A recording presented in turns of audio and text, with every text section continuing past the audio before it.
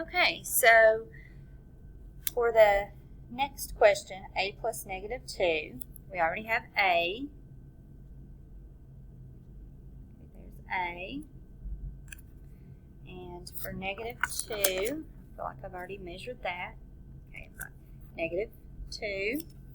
Now both of these are negative, so what we would do on the number line, we would start at 0. We would go a distance of a to the left because a is a negative number.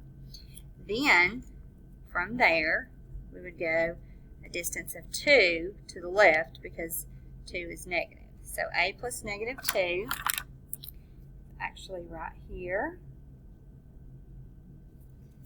And you can see that's to the left of 0, so that's going to be negative. Right. Then the next one says a plus negative a from 0. I'm going to a. And then the opposite from there, the opposite of a is the same distance, but the different direction. So right here is a plus the opposite of a. And that is 0. These are additive inverses. Right. Then we have a plus b. Here's a, and I already have b, but when I'm adding on the number line, which arrow is longer? It's going to be the positive arrow. So I believe my answer will be positive, but let's double check. A, so from 0, go to a.